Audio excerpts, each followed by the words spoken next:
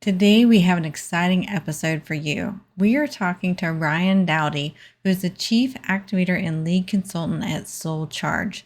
She is going to help you really review your business, review your mindset, and help you be more confident in decision making with your business. This episode is packed with great business and mindset tips, so be ready to listen to some inspiring tips from Ryann. Welcome to the E-commerce Made Easy podcast. I'm your host, Carrie Saunders. When we started this business, all I had was a couch, a laptop, and a 9-month-old. My main goal? To help others. Now, with over 20 years in the e-commerce building industry and even more than that in web development, I have seen a lot. I love breaking down the hard tech into easily understandable bits to help others be successful in their online business. Whether you're a seasoned e-commerce veteran or just starting out, you've come to the right place. So sit back, relax, and let's dive into the world of e-commerce together. Welcome back to the E-commerce Made Easy podcast. Today we have a special guest with us. Her name is Ryann Dowdy. She is the Chief Activator and Lead Consultant at Soul Charge. So before we get started with our questions with Ryann, I'm going to read her bio so I get it right because I don't have it memorized like she might have. So let's get into that. All right. So as a peak performance coach and mentor, her work is rooted in alignment and energy. In a world we're taught that if we want more, we have to do more. But Ryann loves to flip the script.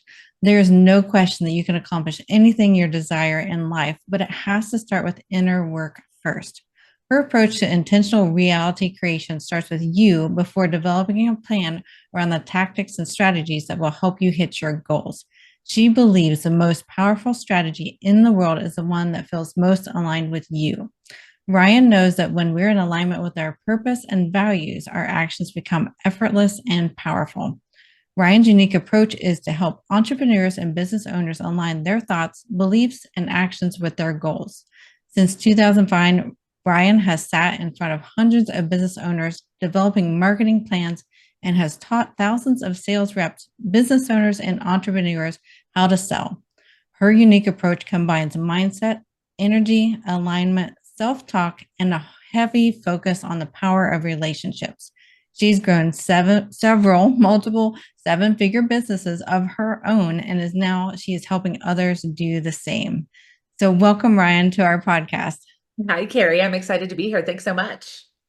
You're so very welcome. I really enjoyed it. I was actually, just a little side note, I'm on Ryann's podcast coming up soon, and it's been great to get to know her the past few months. We've connected through some other mutual business friends. So it's been really great to get to know Ryann over these past few months.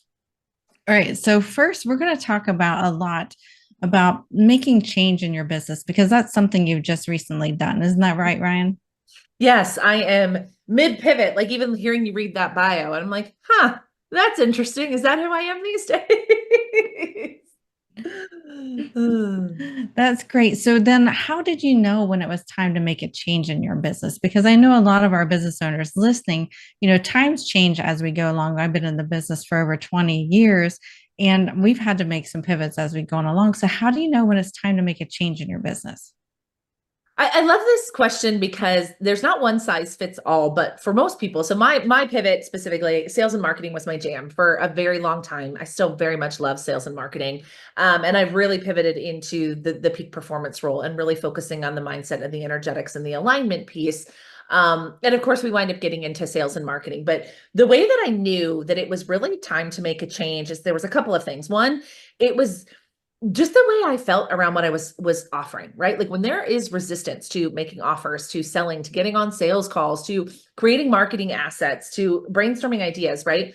Like when you're starting to feel that resistance, to me, that's always an opportunity to kind of reflect, like, where is this resistance coming from? And sometimes the resistance has nothing to do with changing your business. But what I was finding for myself personally was like, I wasn't excited about my offers. And that's not something that had ever happened to me before, or I would look at my calendar and there would be a lot of calls on my calendar that I was like, I don't really want to talk about this stuff, And I was just really, again, starting to experience some burnout on just the sales and marketing side of things, because to me, most sales and marketing problems are actually stemmed in the mindset, energetic, and identity side of things. But I didn't know that. I didn't have those words before. So for me, it was really just a feeling of, how do you feel going into meetings? How do you feel selling your offers? How do you feel like talking to your team about the things going on in your business? And if you're experiencing a lot of resistance, for me, it was apathy, it was frustration. it was everything just felt really heavy. And to me, that's usually an opportunity to really look at what's going on here. There's usually a purpose, a reason when we don't feel truly aligned with something. And like I said, not everything is like, throw the baby out with the bathwater. But for me, it was just something that week after week, Carrie, I just started to feel this kind of heavy energy around the work that I was doing that was different than it was previously. So it wasn't like, oh, I launched something new and it felt heavy. It was like something that once felt light and easy and fun started to feel heavy. And to me, that was really the indicator that like, ooh, we really need to dig in a little bit deeper and look into, is this a change that needs to be made in the offer, in the business? I mean, obviously there's a million different ways to go, but those are some of the indicators that have shown up for me and a lot of my clients. I feel like we're in like a re-season of pivots, right? Like 2020 was obviously a big pivot year for a lot of us. And I feel like we're up for it again. And I'm seeing a lot of pivoting right now. And it's just a really prevalent question of how do I know that I'm not just, bored or something like that? But for me, it was like, I could cancel all of these meetings this week and be completely content with that. Like that's usually an indicator that something needs to change.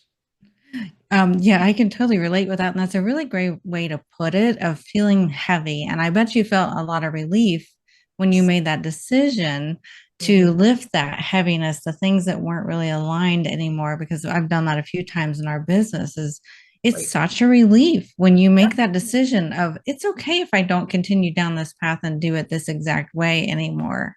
Yeah. I think that's a really great way to put it to really kind of make it tangible and really think about, what is really heavy in my life, Hmm. especially around business. Totally. All right. So then how do you deal with the stories and the drama in your brain when making changes? Because I know I go through this and I've been going through this the past few years because I've been working to pivot for about 5 years now. And oh my goodness, there's so many stories and drama in my head. And oh, can you do this again? You've already built your business once. Can you rebuild it again? And like, there's just so many things going on in my head. So how do you deal with those? Yeah. So for me, it's understanding like fact versus fiction, right? So many of the stories that we tell ourselves are just that stories. They're made up, right? So for a lot of people, it's the idea, and I think this very much comes from age and how you grow up. But like I was still of the generation where like you pick a career when you're 18 and you do it until you die, right? Like you retire with your Rolex from the same company you've worked at for 40 years. And I know that that has changed dramatically over the past probably 15, 20 years, but I started my career 20 plus years ago. And so that was the intention, right? That you pick this thing and you do it forever. And so every single time in my life, Carrie, that I've made a change, there's been so much stories about people are going to see me as inconsistent. They're going to see me as flaky. They're going to see me as flighty. People aren't going to trust me, all the stuff that comes up for us. And for me, it really comes down to making a list of all of those things and then asking yourself, is it true? Right? Are people going to think I'm flighty because I'm making a change in my business? Maybe, but do you know? Like, do you really know? Like, again, so much of it is just made up fear, not actual fact. Am I going to appear inconsistent if I make changes? Maybe, but can I serve more people? Does this help me in a better way? And most of the times, what we'll find if we really start to journal through it, and I don't care if you write it down or type it out on your phone or record it in a voice memo, but really ask yourself what is actually going on in your head. Because oftentimes, once we get it out of our head and start to really evaluate it, we will learn that most of it is false, right? Most of it is not rooted in truth and fact. It's, rooted in that drama and those stories that we have made up because of programming, because of stories, because of the narrative that we were given. And especially in business, I play a lot in the online space and it's, pick one offer and make that one offer profitable. And I've come across people that are so miserable in that one offer, but they're so terrified to make a change because, what will happen if ABC, XYZ? And again, if we get to the root of it for so many people, it is just a very irrational fear. It's a story. It's not rooted in fact. And that's to me the biggest difference. What part of the story is actually factual, and for most of us, it's very, very, very little is actually rooted in fact. So for me, that's the number one thing I'm looking at is the feelings that I'm having, the stories that I'm telling myself, the scenarios that are running through my head. Are they actually factual, truthful things, or are they things I am afraid of happening? And for me, it's almost always 95% of it is stuff that I am afraid of happening, or I have been told will happen, or have seen happen to somebody else but are not actually factual rooted 100% things to happen. And that helps me pull apart those stories and be like, okay, well, where does this come from? And is there some truth in this? And how could I mitigate this? And how could I move through this? And so I just really kind of look at it very curious instead of judgmental, right? Like I'm really curious where the story is that people are going to think I'm flighty and I mean, again, I can tell you the story. Like my mother told me when I was very young, I remember I got my first job out of college. I worked there for like 3 years and I wanted to make a change. And I remember my mom telling me, I'm what at this time, 22, 23, 24 years old. And my mom's like, well, if you switch jobs too much, people are going to think you're flighty and they're going to think you're not dependable and they're not going to want to hire you. Right. So, but that's her story. And that was not true. Every job change I ever made, every business change I ever made has yielded in more money, more opportunity, more visibility. But that was her story. And so I had to see that, like, oh, yeah, that's not my story. That was mom's story. Or that's not my story. That's a generational story. And really being able to pull that apart kind of allows you to park a lot of those thoughts and move forward in whatever direction you want to. I love how you say to be curious about it too. I think that's a really good way to frame it because we can be so judgmental, self-judgmental of ourselves, and to be more curious as to why am I like this? And you're so true. Many of it can stem even earlier in Oh, childhood, even absolutely. as young as 4 or 5 years old, and certainly into our college years too, as our memories get a bit more formed. But no, I think being curious and really looking back, is there something in our childhood? Because I know with me and resistance of change. I had a lot of childhood trauma. Things could have been way worse, but I can totally relate because, like, that childhood trauma does make me question some things and question decisions and question whether I'm good enough or worthy enough or things Yeah. like that. So I love the curiosity thought process that you're doing there because that really kind of makes it easier and softer to really kind of dig into and less judgmental. I really like that. That's a really good tip. Thank you. So, why do you think most people resist change, even though they want to make one? Because I know I do this sometimes, and I know for me, it's sometimes Mhm. perfectionism that really gets in my way. But why do you think most people resist change, even when they know they want to make that? This is actually, I think there's a couple things that happen. One is like the actual brain-based factual things that happens, Carrie. Our brain is wired to keep us safe. Mm-hmm. Its job is to keep us safe, not to make us happy, not to make us comfortable, not to find joy and chase our passion or any of those things. Our brain's job is to keep us safe. So when we want to do something different and make a change, that resistance is actually like it's biology, right? Like it is a brain-based reaction to no, because again, and this goes all the way back to caveman days, when we do something different, we run the risk of, getting killed by a bear or chased by a tiger. And obviously we're not doing that anymore, but that's what our body is wired for. So I think the first thing that happens in our head is we get that fear comes up of all the things that could go wrong. And most of the time, again, those are very brain-based things where the brain's like, even though that place over there, we think it's going to be better and more fun and bring us more joy and more fulfillment, our brain's like, yeah, but even though we're not super happy over here, we're not dead, like we can eat and we can breathe. And so I think when we realize too that a lot of the resistance that comes up for us, Carrie, is not ours. Like it's not ours personally. It is just that biology that's running through our bodies. Our bodies and our brains are so flipping smart. And so when we can detach from it, like that's not me. That is my brain keeping me safe. That is my biology. That is the brain that tells my heart to beat and my lungs to breathe and the blood to go through my veins is the same brain that is telling me that change is scary.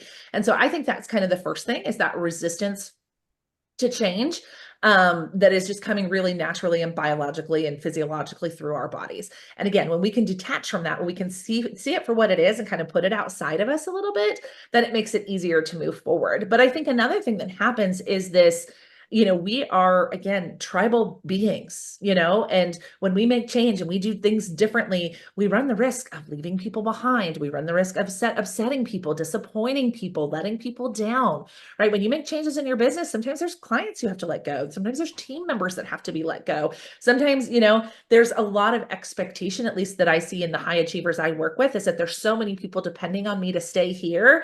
And if I make this change, then all of those people depending on me are going to be upset. And again, very physiological, very unconscious and involuntary is this thing, this fear of like not belonging. I'm going to get ousted from the tribe if I don't, stay stay in line. And again, that was sudden death. If you got ousted from the tribe in caveman days, it's pretty sure you were going to die, because that's how they stayed alive, right? Was by staying together and working together as a team. And so again, when we realize that it's our body's wiring and there's not something wrong with us, because when I didn't know it was my body's wiring, and I just thought I thought I didn't have any willpower. I thought I wasn't strong enough. I thought, there was something wrong with me. And it was like, no, this is just the way that my brain and my body is wired to keep me safe. And so again, it goes back to this curiosity of, I wonder what these fears are. And then, like I said, it typically will come up that I'm afraid of letting people down, and I'm afraid of, fear of judgment, right? Whether it's judgment from ourselves or judgment from other people. And then again, that same exercise that we talked about before is this true? Is this factual, or are these just stories that I am telling myself? And again, we can start to realize that so much of our resistance to change is coming from a story that's not actually true. And to your point earlier, not even ours. We can see that, oh, okay, that's just what's happening here. And then we can start to take action from that place. But I think for me, it was really, truly on my journey, understanding that it wasn't because me, my soul, my spirit wasn't capable of making change or doing something different, but rather this was just a physiological thing happening in my body as my brain's attempt to keep me safe. That really helped me be able to, again, separate from it. What I say a lot when we're making changes, it's like we want to steal second with our foot on first, right? Like, we're comfortable here. We're safe here. First base is safe. I'm still playing the game. I'm still here, to use my baseball analogy. I'm still in the game. I'm still part of the game. I'm still winning because I haven't gotten out yet. And if I run to second, I run the risk of getting out. But then also, if we could steal second, we also run the risk of, advancing the runner and scoring a run. And so I love, just if we can find analogies and stories to be like, oh yeah, this is what I'm doing. And this is this really safe, happy place on first where I'm still playing the game and I'm still part of it. And there's a lot of comfort in that, again, in that wiring and being really wired for comfort and predictability. And when we can see that that is, again, just a program that's running and not who we really are. And again, if you can find an analogy or story to tell yourself, it kind of helps you push through it. I love that baseball analogy, because actually I feel like I'm on that right now, because I keep my toe on first Yep. base, and I know I need to run to second base. And the potentially interesting thing for me is, when I started this business, I think 24, 23 or 24. I wasn't very old, relatively speaking. But at that point in time, I wasn't afraid of change, because my whole life was so changing, ever changing with my childhood. But now that I'm more of an adult than I was then, I Yeah. really have a heart, and I've had a stable life the past 27 years with my husband and our family and stuff. It's harder for me to make change now, because I've had such a stable life for the past 20 some years. I've been having to remind myself, go back to that childhood, go back to when you weren't afraid to make those changes and you weren't afraid to take those risks. And so I love how you put all that together, as like, we need to find the inner child that's not afraid to try the new thing and to try to do the changes. And Mm-hmm. I love bringing back to the curiosity part too, because yeah, that's kind of how I figured out some of my hangups. Is I would try to be curious about, well, why did I used to not have this problem? Why did I used to be able to just jump right in and try something new?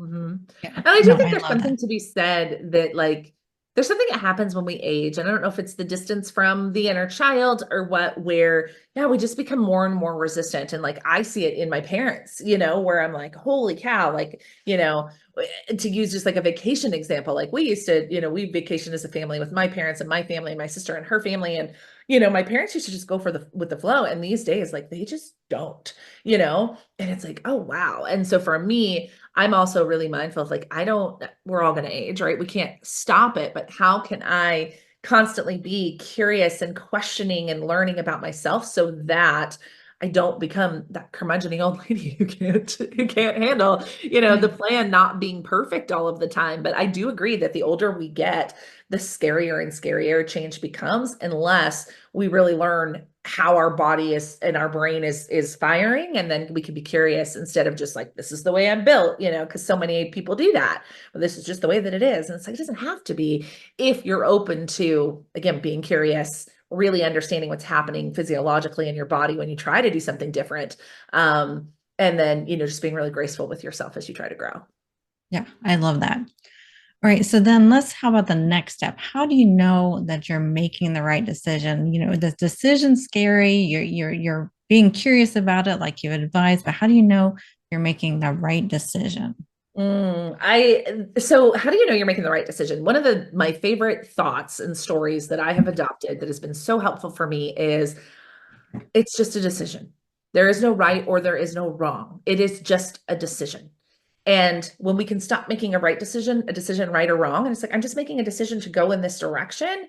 Again, it takes off some of that expectation because the pressure to make the right decision feels like a ton of pressure, right? We're not, Carrie, you've got to make this decision. Like, it's just business. It's not that serious. If you make a decision and it doesn't align and it doesn't feel good, you can make another one, right? Like it is not life or death. And sometimes it feels that way, right? Like we're so tied to that identity. And sometimes it's wrapped up in financial security and it's wrapped up in a lot of, again, security and freedom and things that we associate business with.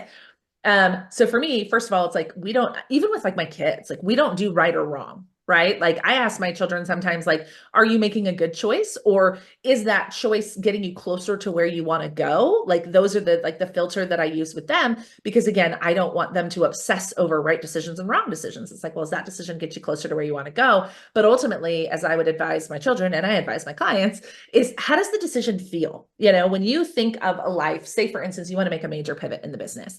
And initially that feels scary, right? You're like, oh my gosh, right? Our identity gets questioned and all the drama comes up. And then it's like, imagine if this is what your business looks like 12 months from now. And imagine you're doing this and imagine this is what's happening. And this is how your time is spent. This is how your days are spent. How does that feel? And the feeling in your body, if you're really mindful, will tell you whether or not you're on the right track, right? If you're feeling a lot of resistance, a lot of pressure, some of that heaviness that Carrie and I talked about earlier, then it's like, again, an opportunity to go back to the drawing board. But when it starts to feel light and exciting and fun, and for me, it is like, for those of you not watching on the video, like I have my hands on my chest, like I could feel it in my chest, right? Like I can feel this feels lighter, like my heart feels open. I feel excited and optimistic about it, not this really heavy drama that we get into. So oftentimes it is just really checking in with yourself when you envision what my life looks like 12 months down the road after making this shift or this pivot in my business. What feelings come up for me and where do I feel those in my body, and really leaning into that.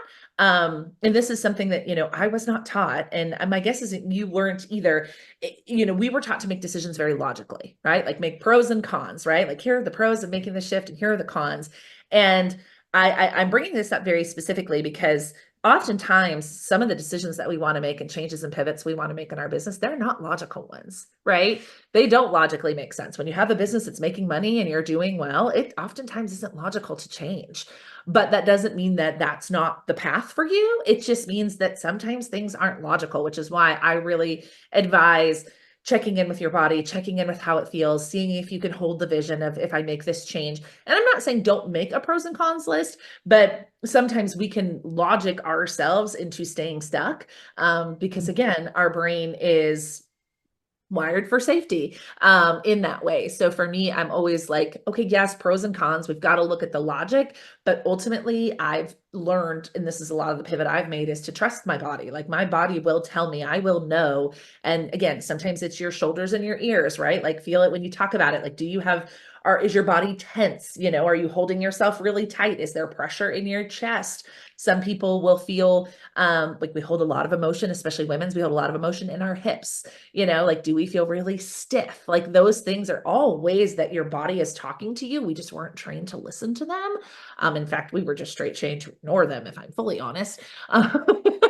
But your body is usually telling you whether or not you're on the right track. And so really focusing on how does this feel in my body, versus is this a logical decision? Because to me, we can logic our way in whatever direction we really want if we really sit there with our pros and cons list, but the body doesn't care about your pros and cons list, right? It doesn't care about, this is logically not the smartest decision I've ever made, but it is super excited and it feels so light and engaged.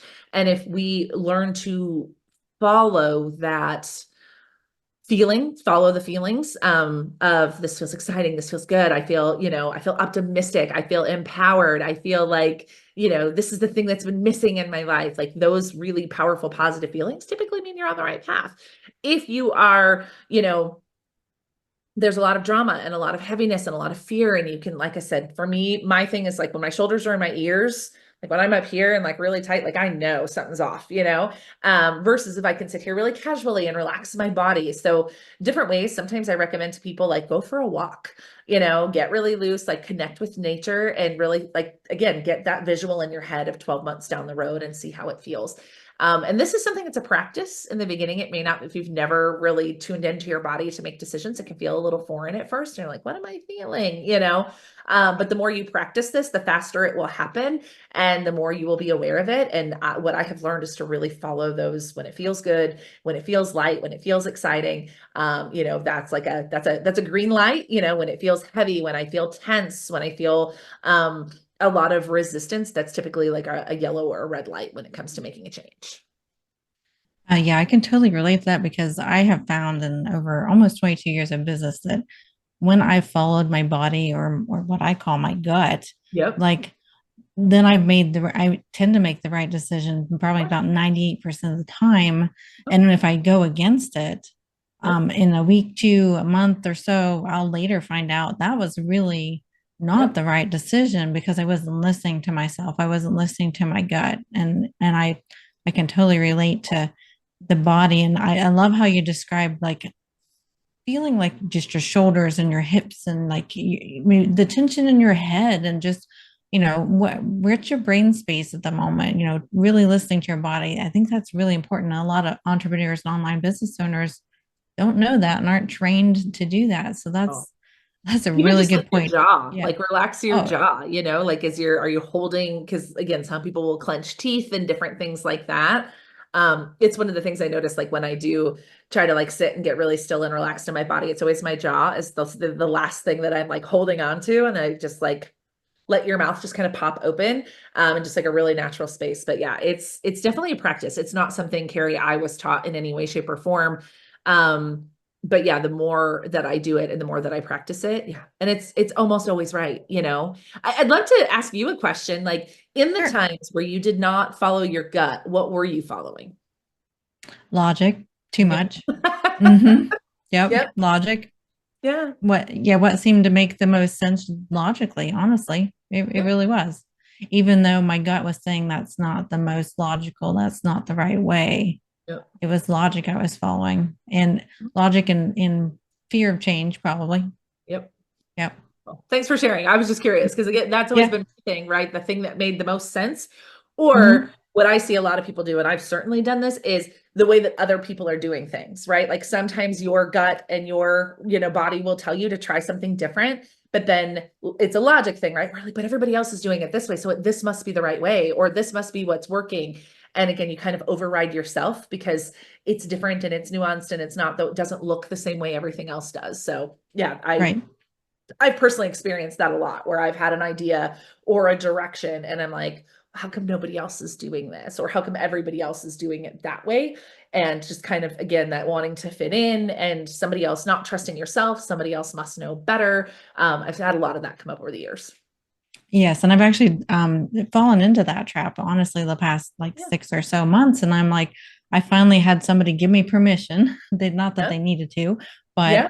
to look at it differently and be like, well, this is why I'm having such resistance in this. This is not what I am supposed to do. This is what some people are supposed to do, but not how I'm supposed to do it. And it was related to marketing. It's not the way I marketed before. It was against my nature. I tried it. Good for me for trying it, but Sure. good for me also for realizing, okay, this really isn't me, and I need to go back not necessarily to my old ways, but to the way I was used to with a fresh new set of eyes. So, yeah. Beautiful. Good for you. All right. So then let's wrap up with our last question here. So, how do you handle judgment from other people when making big shifts? Because I know this is something that holds me back sometimes. And Yeah. honestly, it was something that held me back from creating this podcast over a year ago was why would I think this, but why I felt like I might be judged for creating a podcast. Like it Yeah. was in my mind, and I still distinctly remember this. And I finally was like, I don't care. I'm going to do it anyway. I'm called to do it. This is what I'm going to do. So, how do you handle judgment from other people when you make big shifts like this? Yeah. So the question I always push back to my clients when they bring this up is like, if the person who's not like paying your mortgage or your business partner, their opinion doesn't matter. right? Because so often the people's judgment that we are afraid of are not often the people closest to us. Sometimes I have certainly had circumstances where people are like afraid that their spouse or somebody's going to judge them. But for most of us, the judgment is from people outside of our homes, people outside of our direct sphere of influence very, very often. So usually for me, it's that whole concept of, if that person doesn't have a direct, like if they don't have a dog in the fight, to use that term, then their opinion doesn't actually matter. And the number of people that have been like, holy cow, like I had no idea that I was giving these people that had like so much power. So that's kind of the first thing. And then the second one is kind of the so what, like, so what if somebody judges you, like what is the worst thing that happens? They tell you your idea is stupid. They tell you that's not the right way to do things. Like this goes back to, again, the curiosity of a child, like sticks and stones may break my bones, right? Like, but words will never hurt me. Like, I just genuinely don't care what you think. And I know that that is so blasé, and sometimes we feel insensitive when we say that. But again, it's like if we took a poll of all the people around us before we did anything, we would do nothing, right? Because there's no way everybody's going to agree on what direction we take. And then, for me, I often find that the world is a mirror. And so whatever fear of judgment we have is very often inside of us in some way. Right. So like, I'm afraid that people are going to think this is stupid. Like, okay, where do I think this is stupid? Like where am I judging myself? Because typically, that's our way of staying safe. Like we don't call ourselves stupid. We'll let somebody else think that we're stupid, and so that's really very much been a big tool for me. Whenever I find myself in a situation where I'm afraid of judgment, it's like, where am I holding this judgment in some way? Where does this align with me in some way? Like, where am I not being fully honest with myself or fully trusting myself? And again, a lot of stuff will come up when you're like, oh yeah, no, I am afraid of making the wrong choice. I am afraid of this and this and this, but it's usually not other people. And ultimately for me, the final piece of this for me when it comes to judgment is judgment says so much more about the other person than it does of me, right? Like, I think it's the Brene Brown quote, right? Like, is you can't, like, if they're not in the arena with you, you know what I'm saying? I'm butchering it, I know, but I think of her often when it's like, if they're not fighting the fight, if they're not playing the game, like they don't get a say. Like so often, again, that there's that whole quote of like, nobody doing better than you will ever judge you for what you're doing, right? They'll never tell you you're doing it wrong. And I remember that, right? When people get into judgment or they are judging me, it says more about where they're at and their story and what's going on with them and their own insecurities. Like, imagine going through the world just judging people for chasing their dreams. Like, typically that's not a really happy, healthy person. I mean, I don't want to, I never want to do like the all and always, because that's not always true, right? But typically I'm like, if somebody who, is that's their way that they move through their world, like that's their choice and they are welcome to do that. It doesn't have to have anything to do with me. And I found my clients just feel so empowered by that idea of that person's judgment of me says so little about me and so much more about them. And then we can get into compassion. We can get into curiosity. We can get into, empathy. And those are just way more powerful places to make decisions than a place of fear. So all of those things combined kind of help us move through. Like, again, it starts with, does this person pay my mortgage, or are they like, do they have a dog in the fight in the business? Again, where is this judgment alive in me some way? And, what somebody else is going to say about me is way bigger reflection of who they are than of who I am. Usually will help people move through that fear of judgment pretty quickly. I think those are some really great steps because I feel like many of us will recognize one of those steps on realizing the judgment, but they may not look at all three aspects of where the judgment's coming from. So I think that's a really good point to leave with us is, really look at all three of those aspects. Mm-hmm. And you're going to feel lighter and happier by doing that. And you're going to feel better about yourself, I feel like. Yeah. And more confident in your decisions when you do that.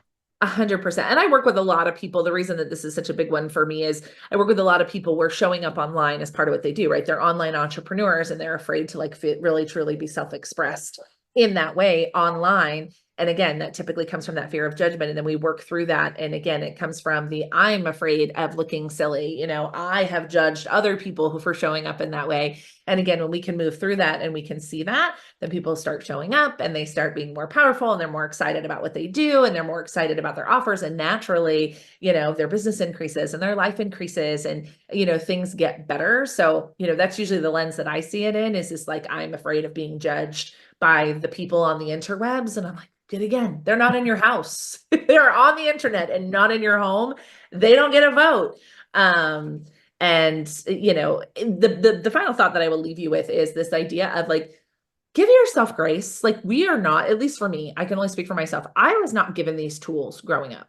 These are tools I learned on my own, you know, in the last 6 or 7 years as an entrepreneur. Some of them just innately came to me. I was in sales, I was a sales trainer. Like I knew people and human psychology in some ways, but this really, you know, this way of making decisions and really learning to trust ourselves and how our brain is wired and all those things are things that I learned as an adult. And so many of these things were not processes I was taught when I was, you know, when I was a child, or even when I was a young adult making career decisions. Like, it was taught to like make a pros and cons list and logically make a choice. And so the one thing I will say, because so many people will find, you know, they'll find the root of whatever their fear of judgment is, and then they feel silly or they feel stupid because it's something really inconsequential.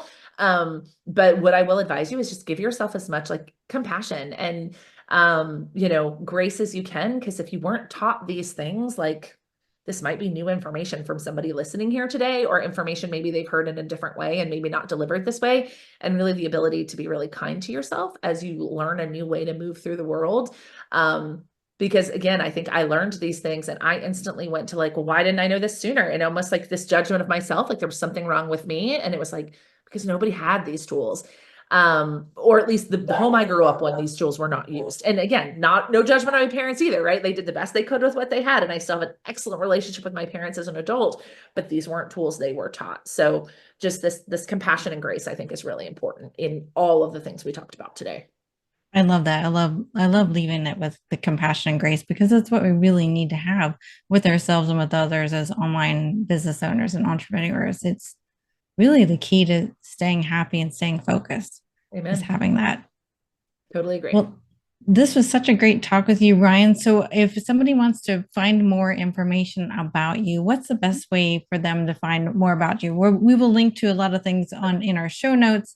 So if you're listening on the podcast, you can always go to the e-commerce made easy podcast.com website and search for Ryann, and you can find her show notes there. But why don't you go ahead and tell us the best way to connect with you? Yeah. So social media is always the best, like, direct way to stay in touch. So you can find me. I'm Ryann with 2 N's Dowdy on all the social channels. It's always a great place to hang out. You can also go to soulcharge.com/go. Has some information about Soul Charge and the company I work for. But for me personally, you know, reaching out directly on social media as with the topic of pivot, this is a new-ish one for me. So we don't have all the parts and pieces established just yet. So I spend most of my time hanging out on social media. I love when people connect with me and, you know, send me a message, reach out. You know, I love to network and meet new people. So that's the best way. Well, thank you so much, Ryann, for being on our podcast. And I've learned so much from you today. I really appreciate it. Awesome, Carrie. Thanks for the time. Thank you. Wasn't that such an amazing discussion with Ryann? I know it has helped me really reflect and refine my mindset around my business, especially with the pivots we've been making the past several years. Be sure to visit our show notes wherever you're listening, or you can go to our podcast website at ecommercemadeeasypodcast.com to find out more about Ryann. If you're watching on the YouTube channel, make sure you hit that subscribe button. And if you're listening on the podcast, hit that follow button wherever you are listening. If you're loving my E-commerce Made Easy podcast, I'd be thrilled if you could rate and review the show on Apple Podcasts. Your ratings and reviews help me reach more listeners and empower more people like you to thrive in the online business world. Thank you again for listening, and we will see you next week.